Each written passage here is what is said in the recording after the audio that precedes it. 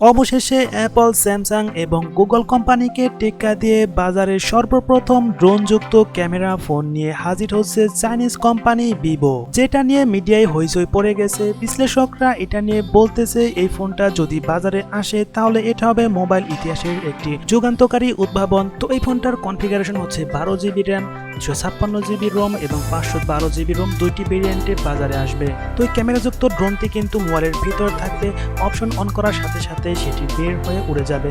তো ফ্লাইং অবস্থায় কিন্তু এই ক্যামেরাটি 4K রেজোলিউশনের ভিডিও ধারণ করতে পারবে। তো এই ফোনটির প্রাইমারি ক্যামেরা কিন্তু থাকবে 200 মেগাপিক্সেল, তার সাথে 32 মেগাপিক্সেলের আলট্রা ওয়াইড লেন্স এবং 16 মেগাপিক্সেলের ওয়াইড সেন্সর এবং 5 মেগাপিক্সেলের ডেপথ সেন্সর থাকবে। সেলফি তোলার জন্য ফ্রন্টে থাকবে 64 মেগাপিক্সেলের একটি ক্যামেরা। তো এই ফোনটার ব্যাটারি কিন্তু থাকবে 6000 মিলি অ্যাম্পিয়ার, যার সাথে 65 ওয়াটের একটি কুইক ফাস্ট চার্জার দেওয়া হবে। এই ফোনটার ডিসপ্লে সাইজ নিয়ে বলতে গেলে 6.9 ইঞ্চ সুপার অ্যামোলেড ফুল টাচ ডিসপ্লে, যার রেজোলিউশন হচ্ছে 1440x3200, তার সাথে কর্নিং গরিলা গ্লাস 7 প্রোটেকশন দেওয়া থাকবে।